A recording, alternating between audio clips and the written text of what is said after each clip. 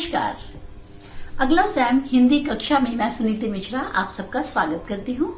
तो बच्चों, हम लोग पढ़ रहे हैं वसंत की 7वीं कक्षा की वसंत का तीसरा पाठ हिमालय की बेटियां। तो हिमालय की बेटियां, हिमालय आप सब जानते हैं, हिमालय शब्द बना है हिम जमा आलय, यानी बर्फ का घर। हिम बर्फ और आलय मतलब घर। तो बर्फ का घर हिमालय का नाम क्यों पड़ा? क्योंकि वहां 12 महीने बर्फ जमी रहती है। तो आज जो हम पाठ पढ़ रहे हैं उसके रचनाकार है नागार्जुन। तो हिमालय की बेटियां, बेटियां क्या? जो हिमालय से निकली हैं। तो वो कौन है? वो है हमारी बहुत सारी अच्छी और लाभदायक नदियां।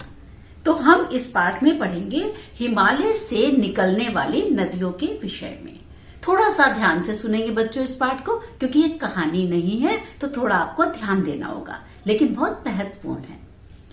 तो प्रस्तुत निबंध में उन नदियों का वर्णन है जो हिमालय से निकलकर सागर तक पहुंचती हैं और बीच में कई कई रूप धारण कर लेती हैं। मैदानी इलाकों में ये नदियां बड़ी गंभीर होती हैं, शांत होती हैं, अपने आप में खोई हुई सी प्रतीत होती हैं, जैसे किसी सभ्य महिला की तरह दिखने वाली इन नदियों के प्रति लेखक के मन में बहुत ही आदर और श्रद्धा के भाव है। मैदानी भागों में ये नदियां क्या करती हैं?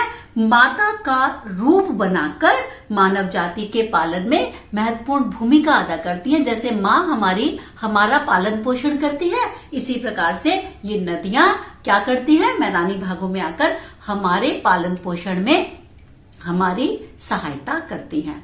वास्तव में देखा जाए तो नदियों के बिना तो हम अपने जीवन की कल्पना भी नहीं कर सकते। तो थोड़े थोड़े शब्द इसमें डिफिकल्ट हैं, बट मैं आपको बताती जाऊंगी, तो आप इसे देखते रहेंगे। अभी इसने जहां स्टार्ट किया, जो शुरुआत है पाठ की, अभी तक मैंने उन्हें दूर से ही देखा था, बड़ी गंभीर, अपने आप में खोई हुई सी लगती थी, संभ्रांत मतलब किसी शिष्ट महिला की भांति वे प्रतीत होती थी। कौन, किसकी बात कर रहे हैं? ये नागार्जुन। ये नागार्जुन बात कर रहे हैं नदियों की। ठीक है, ये बच्चे पाठ भी थोड़ा सा डिफिकल्ट लगता है बच्चों को, इसीलिए मैं इसको एक एक शब्द आपको बताती जाऊंगी, तो प्लीज आप सुनना बड़े ध्यान से इसको। ठीक है, तो नागार्जुन किसके लिए बात कर रहे हैं? नदियों के लिए बात कर रहे हैं। माँ और दादी, मौसी और मामी की गोद की तरह उनकी धारा में डुबकियां लगाया करता। तो कह रहा है ये नदियों की बात हो रही है, इसलिए वो बता रहे हैं कि मैं इनमें कैसे डुबकियां लगाया करता। कभी वो मुझे माँ प्रतीत होती, कभी वो मुझे दादी लगती, कभी मुझे मौसी, कभी मामी, जैसे मैं उनकी गोद में उछल कूद मचाता था, इसी प्रकार से नदियों की गोद में भी हम सब उछल कूद मचाते हैं, यानी उनमें नहाते हैं, उन्हीं से हम सब कुछ लेते हैं, खाना पीना, खेती बाड़ी। आप जानते हैं नदियों के बिना जीवन संभव नहीं है। कह रहा, पर इस बार जब मैं हिमालय के कंधे पे चढ़ा, वो कुछ और रूप में सामने थी। मैं हैरान था, ये दुबली पतली सी गंगा, यमुना, सतलुज समतल में पहुंच गया। समतल मतलब जैसे हमारे पास आकर, जो हमारे नगर हैं उनमें आकर कैसे विशाल हो जाती है। इनका उछलना कूदना, लगातार हंसना, ये सब कहाँ गायब हो जाता है? मैदान में जाकर। कह रहा, किसी लड़की को जब मैं देखता हूं तो मेरा कली पर ध्यान अटक जाता है, तब भी मुझे इतनी हैरानी नहीं होती। क्या कि जब हम देखते हैं कोई छोटा सा बच्चा है, उसके बाद हमने देखा जब वो पूरा बड़ा हो गया, तो हमें हैरानी होती है ना, विस्मय होता है, ये इतना बड़ा कैसे हो गया? तो कह रहा है इस तरह हैरानी तो मुझे तब भी नहीं होती जितना कि इस हिमालय की बेटी। हिमालय की बेटी वो किसको कह रहा है? नदियों को कह रहा है। किन नदियों को कह रहा है? गंगा, यमुना, सतलुज, ब्रह्मपुत्र, जितनी नदियां हैं वो सभी लगभग हिमालय की बेटियां हैं। तो वो कह रहा है इन बेटियों की बाल लीला मतलब बच्चों वाली क्रीड़ा देखकर मैं हैरान हो जाता हूं। ठीक है, अब चलें तीसरा गद्यांश की तरफ चलें। कहां ये भागी जा रही है? कौन सा इनका लक्ष्य है? किसका? नदियों का। इन्हें किसने बेचैन कर रखा है? अपने महान पिता का विराट प्रेम पाकर भी, विराट मतलब इतना बड़ा प्रेम पाकर भी अगर इनका हृदय अतृप्त ही रह गया, मतलब इनको फिर भी सब्र नहीं आया नदियों को, तो फिर कौन इनकी प्यास बुझा सकेगा? क्योंकि हम क्या मानते हैं, सबसे बड़ा जो हिमालय है, हिमालय को हमने क्या माना हुआ है? उससे महान, उससे ऊंचा कोई नहीं है। हिमालय पे बहुत सारी कविताएं भी हैं, वो मैं आपको अंत में बताऊंगी। तो कह रहा, अगर हिमालय भी पिता बन के इनकी प्यास नहीं बुझा सकता, तो कौन बुझा सकेगा? बर्फ जली नंगी पहाड़ियां, छोटे पौधों से भरी घाटियां, बंधुर आदित्यकाएं। आदित्यकाएं देख लीजिए, आदित्यकाएं का अर्थ क्या होता है? पहाड़ी के ऊपर का समतल भाग। आदित्य का है, अर्थ नोट कर लीजिए। पहाड़ी के ऊपर का समतल भाग, फिर वो कह रहा है सरसब्ज, सरसब्ज माने हरा भरा। फिर उपत्यका, उपत्यका मतलब तराई घाटी, ठीक है। तो अब ये बता रहा है, नोट कर लीजिए, उपत्यकाएं क्या है, तराई घाटी। तराई मतलब जहां पे खूब पानी वानी, घाटी वाला, घाटी मतलब वैली। अब ये कह रहा है कि छोटे छोटे पौधों से भरी हुई घाटियां, पहाड़ी के ऊपर का समतल भाग, हरी भरी घाटियां, ऐसा है इनका लीला निकेतन। लीला निकेतन मतलब लीला का घर ये है इनका, कि कहीं पे अजब नदियां बहती जाती हैं, कहीं पे हरियाली है, कहीं पे खुशहाली है, पहाड़ के ऊपर के समतल भाग में ये रुक जाती हैं, तो मुझे बहुत सुंदर लगता है। खेलते खेलते जब ये दूर निकल जाती हैं तो ऐसा देवदार, चिनार, कैल के जंगलों में पहुंचकर इन्हें बीती बातें याद करने का मौका मिल जाता होगा। कौन जाने बुढ़ा हिमालय अपनी इन नटखट बेटियों के लिए कितना सिर धूनता होगा। सिर धूनना मतलब पछताता होगा, क्यों कि कितनी शैतान है ये। वहां से आ रही है, ये हिमालय से आ रही है, और क्या कर रही है, नीचे आते आते आते कितनी शरारतें, कितनी कुछ ये समतल घाटी तक पहुंचते पहुंचते कैसा कैसे रूप धारण कर लेती है कि इनका अपना पिता हिमालय इन्हें नहीं पहचानता होगा। बड़ी बात इस पार्ट में आपको याद रखनी है, हिमालय पिता है और ये जो नदियां हैं ये इसकी बेटियां हैं, ठीक है। ये बात आपको क्लियर होनी बहुत जरूरी है। फिर वो कह रहा है कि सिंधु और ब्रह्मपुत्र के बीच रावी, सतलुज, चिनाब, झेलम, गंगा, यमुना, गंडक आदि कई बड़ी बड़ी नदियां हैं। ये ऐसा प्रतीत होता है मानो ये हिमालय के हृदय की पिघली हुई बूंदें हैं जो इकट्ठा होकर समुद्र की ओर प्रवाहित होती हैं। आप सब जानते हो सारी नदियां मिलके अंत में कहां मिल जाती हैं, समंदर में मिल जाती हैं। तो वो कह रहा है कि ये सारी जो क्या ऐसा प्रतीत होता है मानो हिमालय के हृदय पिघलाओ। हिमालय जब पिघलता है तभी उनमें से नदियां निकलती हैं, पतली पतली निकलती हैं, और उसके बाद यहां आकर जब वो फैल जाती हैं तो कह रहा ओ माय गॉड, ये क्या, ये पतली सी थी तब आते आते विशालकाय हो गई, है ना। उसके बाद लेखक इन नदियों को देखकर कहता है कि उसके ख्याल में शायद ये बात आ सके कि बूढ़े हिमालय की गोद में बच्चियां खेलकर कैसे खेला करती हैं, और माँ बाप की गोद में नंगे धड़ंगे बच्चे खेलने वाले का रूप पहाड़ी आदमियों को हो सकता है आकर्षक ना लगे। जो पहाड़ी आदमी उनको आदत पड़ी हुई वो देखते हैं, ठीक है ये पतली पतली नदियां बह रही हैं, कह रहे लेकिन हम जो शहरी लोग हैं, हम अगर जाके हिमालय पे देखेंगे उन नदियों का वहां कैसा रूप है, और जब हम देखेंगे मैदानी इलाकों में कैसा रूप है, तो ये हमें घोर आश्चर्य में डाल देने वाला रूप है। और कह रहा मुझे तो ये, चाहे पहाड़ी आदमी को ये दृश्य या ये सोच इतनी आकर्षक, इतनी अट्रैक्ट ना करती हो, पर मुझे करती है। कैसे, कह रहा मुझे तो ऐसा लगा मानो, क्योंकि वो समंदर में जाके मिल गई, तो ऐसा हुआ जैसे समंदर कौन है, समंदर उन नदियों का पति है, स्वामी है, हस्बैंड है, ठीक है। तो वो कह रहा है ऐसा लग रहा है जैसे समुंदर उन नदियों का हस्बैंड हुआ, तो हिमालय उनका पिता है, तो हिमालय से क्या रिश्ता हुआ, समंदर का। कह रहा है हिमालय का दामाद है समंदर, और नदियां हैं क्योंकि हिमालय की बेटियां हैं, तो उसने नदियों की शादी किससे कर दी, समंदर से कर दी। तो ये प्रश्न पूछा जाता है, अगर ये गद्यांश आपको दिया जाएगा तो वो आपसे पूछेगा कि हिमालय को ससुर और समुंदर को उसका दामाद क्यों कहा गया। क्यों कहा गया, क्योंकि हिमालय की बेटी नदी है, और नदी जब समंदर में मिल गई जाकर तो क्या हुआ, जो वो कह रहा है समंदर उसका पति है, तो वो इसलिए वो उसको दामाद बता रहा है। ये बात स्पष्ट हो गई। आगे चले। कालिदास के विरही यक्ष ने अपने मेघदूत से कहा था।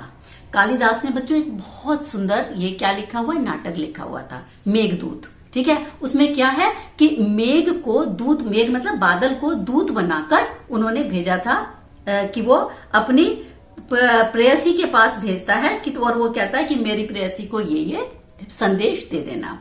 तो कह रहा नदी को प्रेम का प्रतिदान देते जाना, तुम्हारी वह प्रेयसी तुम्हें पाकर अवश्य प्रसन्न होगी। यह बात इन चंचल नदियों को देखकर मुझे याद आ गई। तो कालिदास ने क्या किया है मेघदूत में, नदी को प्रेयसी यानी प्रेमिका के रूप में भी चित्रित किया है, ठीक है।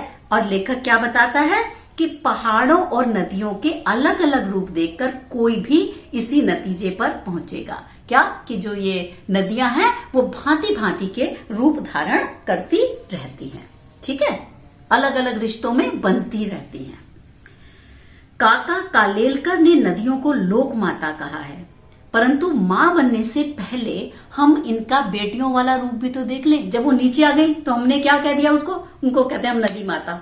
नदी माता मानते हैं ना हम लोग, गंगा माँ ऐसा ही बोला जाता है। तो वो कह रहे हैं कि इनको माँ बनने से पहले कभी बेटी भी तो रही होगी कोई, हमेशा से तो पहले ही मम्मी, मैं पहले मम्मी तो नहीं थी ना, पहले मैं अपने पापा की बेटी थी ना। ऐसे ही जो आपकी मम्मी है वो हमेशा आपकी मम्मी थोड़ी थी क्या, पहले वो आपके नाना जी की बेटी थी। ऐसे ही जो नदी है वो पहले हिमालय की बेटी रही, उसके बाद जब वो नीचे आ गई तो वो माता बनी और समुद्र से मिलकर, मतलब समुद्र से जब उसकी शादी हो गई तब वो मां बनी। तो वो ये बता रहा है आपको कि नदियों को भिन्न भिन्न रिश्तों में बांधा। अब इतना ही नहीं, ममता का एक और धागा वह इन नदियों के साथ जोड़ रहा है, वो कभी इन्हें सगी बहन भी बना लेता है। क्योंकि लोथोलिंग तिब्बत में परेशानी के क्षणों में जब लेखक सतलुज नदी के किनारे बैठा तो शीघ्र ही उसका मन तरोताजा हो गया। ठीक वैसे ही जैसे कोई बहन अपने भाई की मुश्किलें चुटकी बजाते सुलझा लेती है। कह रहा है जब मैं सतलुज नदी के किनारे बैठा, कौन कह रहा है, नागार्जुन। नागार्जुन कह रहे हैं कि जब मैं सतलुज नदी के किनारे बैठा मुझे ऐसा प्रतीत हुआ मानो सतलुज मेरी बहन हो। ठीक है, कह रहा बैठ के मेरी तबीयत ढीली थी मतलब तबीयत ठीक नहीं थी। नदी के किनारे बैठा, दोपहर के समय जरा देर मैंने पानी में सतलुज नदी में पैर लटकाए और थोड़ी ही देर में उसके प्रगतिशील मतलब बहते हुए जल ने मुझ पे ऐसा असर डाला कि मन और तन दोनों ताजे हो गए। कह रहा है नागार्जुन कह रहे हैं कि मैं गुनगुनाने लगा, मैंने इतनी जल्दी से एक कविता रच डाली। क्या कविता थी वो, जय हो सतलुज बहन तुम्हारी, कि हे सतलुज तुम मेरी बहन के समान हो, सही सतलुज नदी तुम मेरी बहन के समान हो, और लीला अचरज बहन तुम्हारी, कह तुम्हारी बड़ी हैरानी होती है मुझे तुम्हारी सारे कार्यक्रम सारे क्रियाकलाप देखकर। हुआ मुदित मन हटा खुमारी, क्या मुदित मने प्रसन्न, कह रहे मेरा मन प्रसन्न हो गया और मेरे मन से खुमारी मतलब नींद आ रही थी, आलस्य में डूबा हुआ था, वो उतर गई। तुम्हें देखते मन खुश हो गया। जाऊं मैं तुम पर बलिहारी, बलिहारी मतलब मैं तुम्हारी बलाएं लेता हूं। बलाएं क्या होता है, ऐसे लेते हैं। तो कह रहा है मैं तुम पे बलिहारा जाता हूं कि मुझे इतना अच्छा लग रहा है तुम्हारे साथ बैठकर। तुम बेटी या बाप हिमालय, कह रहा तुम हिमालय की बेटी हो ना, मैं पहचानता हूं तुम्हें। चिंतित पर चुपचाप हिमालय, कह रहा हिमालय ऐसे खड़ा रहता है शांत, कह रहा ऐसा लग रहा है जैसे बड़ा चिंता में हो, जैसे जिसकी बहुत सारी बेटी है ना, हमारे हिंदुस्तान में कहते हैं, मतलब ये बहुत अच्छी कहावत नहीं है लेकिन है कि जिसकी बहुत सारी बेटियां हैं वो पिता बड़ा चिंतित रहता है। तो वो कह रहे हैं कि उनकी सुरक्षा के लिए, तो वो कह रहे हैं ऐसा लगता है जो हिमालय है वो अपनी बेटियों की चिंता में चुपचाप खड़ा हुआ है। प्रकृति नटी के चित्रित पट पर अनुपम अद्भुत छाप हिमालय, कह रहा प्रकृति का जो ये है एक जो कैनवास होता है ना, प्रकृति का कैनवास पे पट मतलब उसके पे जो चित्र बनाया है, क्या है वो, अनुपम अद्भुत छाप हिमालय। अनुपम मने जिसकी उपमा नहीं दी जा सकती, अद्भुत मने बड़ा विचित्र, हिमालय अपनी छाप छोड़ रहा है। जो पेंटिंग का कैनवास होता है ना उस पर। जय हो सतलुज बहन तुम्हारी, कह रहा हे सतलुज मेरी प्यारी सतलुज बहन तुम्हारी हमेशा जय जयकार हो। तो ये पाठ है जो इन्होंने इनके नागार्जुन द्वारा रचित है। अच्छा बच्चों, अभी आपको ये बात समझ में आ गई कि लेखक ने बैठे बैठे सतलुज नदी पर एक कविता लिख डाली। इसमें जो एक महत्वपूर्ण दो प्रश्न बहुत महत्वपूर्ण बनते हैं, वैसे तो तीनों ही इंपॉर्टेंट हैं इसके, लेकिन ये खास तौर पे बच्चों आप कर जाना, काका कालेलकर ने नदियों को लोक माता क्यों कहा है। लोक माता क्यों कहा है, क्योंकि आप जानते हो मानव जीवन के लिए नदियां बड़ी आवश्यक है, ये जीवनदायिनी है। नदियों के किनारे ही मनुष्य ने सबसे पहले अपनी बस्ती बसाई। हम खेती बाड़ी के लिए आज भी किस पर निर्भर करते हैं, नदियों पर निर्भर करते हैं। नदियों के जल से हम सिंचाई करते हैं और जहां नदी का जल आसपास हो, भूमि हमारी उर्वरा शक्ति बढ़ाने में भी नदी योगदान देती है। और आधुनिक यहां तक कि इतना आधुनिक हम हो चुके बावजूद इसके पानी और बिजली के लिए हम नदियों पर निर्भर करते हैं। ठीक है, इतना ही नहीं, जो गांव और शहरों की गंदगी भी नदियां अपने साथ बहाकर ले जाती रही हैं, फिर भी हमारे लिए हमेशा ये कल्याणकारी रही हैं। इसलिए कभी हम इन्हें माता कभी बहन के नाम से संबोधित करते हैं। ठीक है, तो ये प्रश्न आप अच्छे से करके जाना। एक ये भी इसका थोड़ा सा है कि नागार्जुन नदियों को थोड़ा भिन्न रूप में देखते हैं, ठीक है। तो वो बताएंगे आप उसमें कि भारतीय संस्कृति में तो नदियों को माता कहा गया है, लेकिन नागार्जुन ने कैसे भिन्न रूप में देखा। उन्होंने नदियों को बेटी के रूप में देखा हिमालय की, कभी कभी उन्होंने प्रेयसी के रूप में देखा, और अंत में तो उन्होंने सतलुज को अपनी बहन ही बना लिया। तो अगर ये प्रश्न पूछा जाता है कि और लेखकों से और कवियों से नागार्जुन ने कैसे अलग नदियों की व्याख्या की, तो आप बता सकते हैं कि ये सब ने केवल मां कहा था, इन्होंने क्या किया, प्रेयसी और बहन भी कहा है, ठीक है। तो हिमालय पे बच्चों बहुत अच्छी कविता है, मैं आपको 2 लाइन सुना देती हूँ, ठीक है, ज्यादा नहीं समय लेंगे। एक हिमालय पे कविता है रामधारी सिंह दिनकर की। मैं चाहूंगी कि आप लोग, अगर आपके स्कूल में कभी कंपटीशन होता है तो आप जरूर बोलें। ये वो कविता है जब बचपन में मैंने भी इसमें कई बार फर्स्ट प्राइज लिया, ठीक है। हिमालय रामधारी सिंह दिनकर की 4 लाइनें बता देती हूँ आपको। मेरे नगपति मेरे विशाल, साकार दिव्य गौरव विराट, पौरुष के पुंजी भूत ज्वाल, मेरी जननी के हिम किरीट, मेरे भारत के दिव्य भाल, मेरे नगपति मेरे विशाल, साकार दिव्य गौरव विराट, ठीक है। तो ये कविता आप ढूंढिएगा, बहुत ही ओजपूर्ण कविता है। अगर कभी आपको जाना हो, मैंने आपको ये इसलिए बता रही हूँ क्योंकि प्रश्न में आपसे ये भी पूछा जाएगा कि क्या हिमालय पे आपको किसी कविता से परिचित हो, ठीक है। तो अब हमारा ये पाठ जो है, जो हिमालय की बेटियां, नागा अर्जुन द्वारा रचित ये पाठ अब जो है हम लोग पूरा करते हैं। और अगला पाठ बच्चों बहुत सुंदर पाठ आ रहा है, वो है कठपुतली पाठ 4, ठीक है, भवानी प्रसाद मिश्र का। तो आशा करती हूं मैं कि हिमालय की बेटियां पाठ आपको पूरा अच्छी तरीके से समझ में आ गया होगा, और कोशिश किया कीजिए कि थोड़ा इसके अतिरिक्त भी, अगर आपको हिमालय है तो उसके पाठ के अतिरिक्त भी थोड़ा ज्ञान अर्जित करने की कोशिश करेंगे, ठीक है। तो अब मैं अगले पाठ तक के लिए आपसे विदा लेती हूँ। नमस्कार।